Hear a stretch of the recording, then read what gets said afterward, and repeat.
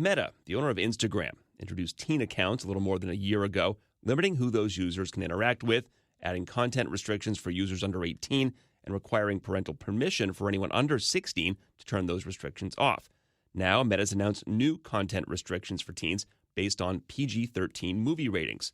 Instagram Public Policy Global Director Tara Hopkins tells Fox Business. We have 40,000 people across Meta who are working on safety and integrity issues, and we are continually listening to parents to really understand from parents what they want to, what the experience they want to have when their teenager is on Instagram. The revamped experience now, guided by PG-13s, is responding exactly to those kinds of conversations that we've been having with parents. A panel of parents votes on whether movies are appropriate for kids. Meta says it consulted with thousands of parents to make similar judgments on its content. No more extreme violence, no more excessive sexual behavior. Fox Business correspondent Madison Allworth. It's PG-13. I think one of the big changes is this was launched a little bit over a year ago, and it still was not in language that parents could understand. It was not clear to them. But we are all familiar with PG-13 or PG. So it's not exact translation because, for example, in a PG-13 movie, there could be some amount of drinking, and they don't want to encourage kids on Instagram that are under the age of 21 to be drinking. So you're going to be seeing less drinking content. You wouldn't be seeing like ads for alcohol, whereas you could go to a PG-13 movie and there's going to be a party scene where they drink. So it's not a perfect translation, but the goal, I would say, in the overall goal, I would say, is to make it easy to understand for parents, which is that generally, if you could see it in a PG-13 movie, it's going to be on your kid's Instagram. Yeah, like I think there's already a pretty strict ban on nudity on Instagram, and so, but you can get some nudity in PG-13 movies. You know, there's going to be, I guess, swearing is part of this too. Maybe, you know, what's considered maybe excessive or not. Like a few swear words might slip in there, but what wasn't working already to have this go into effect, or is it just a messaging thing? I think a couple of things weren't working. One, it was hard for parents to understand, which is why they've now adopted this PG-13 protocol.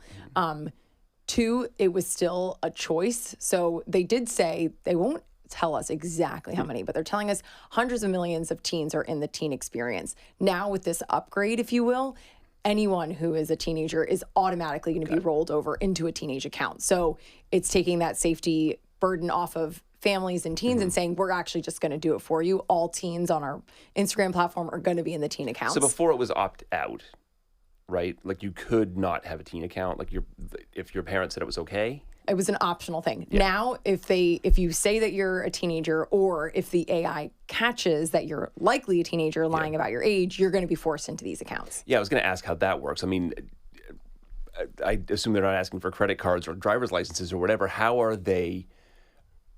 You know, the honor system's not going to work with kids. No. They're getting into... The honor system has never worked with kids. You think about whether it's drinking or getting into a PG-13 movie, kids are always trying to fudge their age.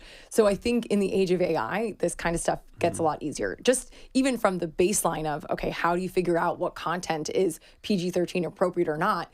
There are hundreds of millions of pieces of content created on Instagram daily. So even with a team of 40,000, which is what they have, they say, towards child safety, that they can't go through all the video and content that's created, but AI can. So they have AI model that scans through all of the content. They also have trained their model to weed out liars, if you will, kids that are maybe fibbing about their age. So I talked about this specifically because this is an age-old problem, not unique to Instagram.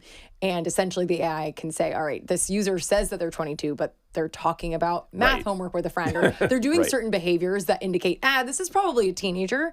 And then the AI is able to suggest that account to roll over into a teen account. Got it. And there's also an even stricter setting called limited content that parents can impose. Do we know what's in there? Essentially what that means is the baseline is going to be PG-13, and if you're a parent who wants to do more, you can. So you can make it even more limited and restrictive of what your kids could see. Maybe no violence whatsoever, nothing sexual whatsoever. The sexual thing is a little hazy because, there are strict guidelines around nudity and sexual behavior, but it's essentially allowing parents to make their accounts even more secure and also do other things like time locks. So, okay, you're only allowed to use Instagram for 1 hour a day, or you're only allowed to use it from 9 to 10 a.m. on Saturdays. These are things that parents can now go and do in the parental controls. Part of this is about AI chatbots that Instagram users can interact with. And there have been problems with kids being flirted with or talked to in adult ways by these chat bots, right? Yeah, so the Instagram teen accounts is specifically for just that, Instagram. When it comes to the chatbots, we've seen what you're talking about, a ton of concern there. Not just concern, families that are suing companies like Character AI, which has had a heavy investment from Google, and also suing OpenAI and Sam Altman themselves for, in some cases, wrongful deaths, because kids were on these platforms talking to the chatbots, and because it is so hyper realistic and humanistic, you feel like you're talking to a friend who's then, unfortunately, in some cases, encouraging you to commit suicide or engaging in overtly sexual conversations that are traumatizing and then result in suicidal behavior.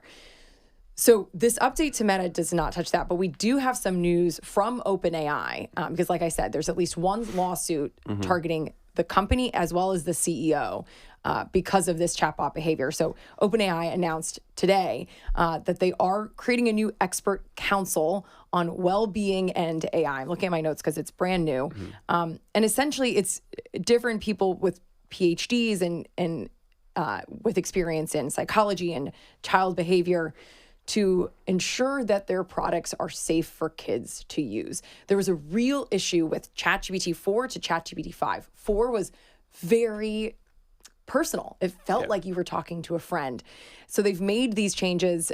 They're committing to a safer future, but there is this push and pull when it comes to AI of these companies want to race forward as quickly as possible, kind of racing to that dominance position, not just globally, but especially in the US. They want to be the go-to AI source, and families feel it could be coming at a risk to the safety of their children. Yeah, and these companies have to balance their bottom line and their need for engagement, which is the business model, and having government step in or having parents step in and say, no, we're not using it at all if you can't keep a handle on it. Yeah. I mean, that's the hard thing with tech is that it moves so quickly. So government historically has been slow. We are now at a place where it seems like we're getting some government involvement and tech involvement. So the Meta Instagram teen accounts update that comes just after New York City announced that they are suing all the major social media companies, including Meta, alleging that they designed their platforms with psychology in mind to keep users, particularly children, on the platform for as long as possible, despite potential negative health benefits, all for a greater profit. And at the same time, now we're seeing Meta come up and say, we're going to put time locks on it. We're going to allow parents to control more. We're going to do these safety measures. Governor Gavin Newsom signed a bill that will hold these chatbot companies liable if they do not create certain safety standards for their chatbots. So we're starting to see government pressure, and we're also at the same time, which makes sense, seeing tech companies step up and say, here's all the safety precautions we're taking. Yeah, another law in California is going to require that device makers put tools in if they don't have them already, like Apple and Google and iPhones and Google's products, to implement tools to verify user ages. So hardware, not just the software, I guess, with this. Yeah, I mean, I think for a long time, tech has been under-regulated, which in certain ways is great. I mean, you look at the EU, and I think a lot of people would argue, because of all the restrictions they have in place, the EU has really struggled in tech, and America is so dominant. But there are families and others that are concerned about the cost that comes at racing ahead. We also talked to the Family Online Safety Institute. They're very happy with the changes. They do say it's disappointing that it took over a decade to get them, but this is a time where we are now finally starting to see real changes, especially, it's best when the tech companies do it themselves because they have the access. One thing they do ask for, which we have not seen, is access to the data so that outside companies can do this research. OpenAI has announced this expert council on well-being and AI, but it's still going to be an internal kind of operation. They're bringing outsiders, but it's done through OpenAI. Groups like the Family Online Safety Institute say, make that data available so that we can understand it broadly. Because you think back to, say, cigarettes, and the tobacco company said, hey, it's fine. Don't worry. It's okay. Doctors say it's fine. But once we started to do real research is when we saw the risks. I mean, again, this is their business model, is to keep people on their platforms as long as they possibly can. And I guess with you and I, if we've got a problem with it, they can say, well, you're an adult, you should know better. Yeah, you're a big girl, you can handle your own. Yeah, I mean, I think many of us feel an addiction or a draw to social media. If you find yourself on your phone with nothing to do, you kind of just absentmindedly go to these apps. But the difference, I guess, although I don't know if it feels all the time that way, because I find myself doing it all the time, is that we are fully developed. We do have agency. We do have an ability to say, okay, do I want to do this or not? Whereas kids, they're learning, they're adapting, and they are at such a precious time in brain development that if you do introduce such behaviors at a time where you are building your habits and building the way that you process information, it can be incredibly influential on a child's well-being and existence. Yeah, I mean, I know at least anecdotally there is a movement among parents and school districts in some cases to say let's keep kids off social media as long as we can, or give them dumb phones. Yes. Keep them off social media, keep them off of their phones in general. New York State has banned phones in school. It joins a number of other states in doing this because also teachers were saying, my God, please help us. We're only so interesting and we are losing the kids to these phones. And in the hallways, they're looking down, they're not looking at one another. And it's detrimental for the learning experience, for the social experience of school, which always was my favorite part.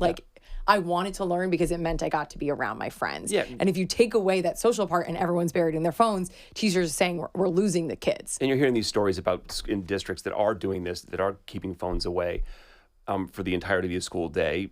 Again, at least anecdotally, oh my God, kids are playing card games during lunch or whatever and actually talking and hanging out. Yes, you are hearing that. I think the interesting thing to me is some parents I'm a millennial, so there's lots of now millennial parents. Their fear is, oh my God, how are we going to have our kids in school without a phone? I can't access them. But for a long time, that wasn't something that we were able to do.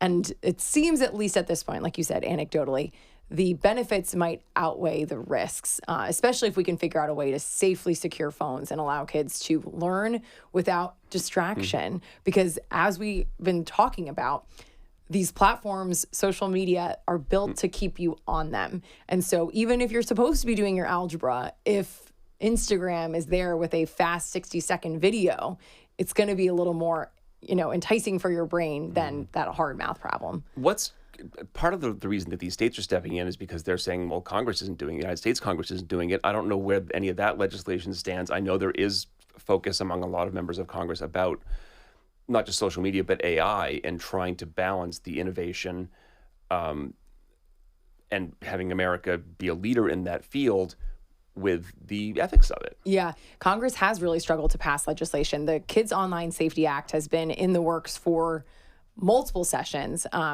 It still has not passed. Senator Blackburn is one of the co-signers on it, and it gets close and then never makes it past the finish line. So there is bipartisan support to push something like that forward.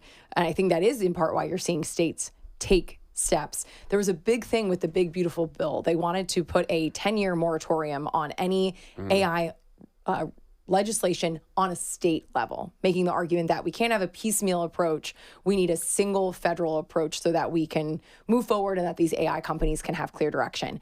That did not make it into the final version because the states were saying this is such an impactful piece of technology. You can't limit our ability to keep our residents right. The safe. tech companies tried to get it in there. Absolutely, absolutely. And so instead, we did not get that in the Big Beautiful Bill, but we did get the AI Action Plan, which is a White House, Trump administration action plan so that AI can race forward. And a big part of that, which seems to make sense, is limiting the red tape and regulations around building so that we can push forward, because AI is a huge part of it is the technology. But another big part of it is the power. You need energy and you need these data centers, and the rate at which they need to be built in order to meet demand.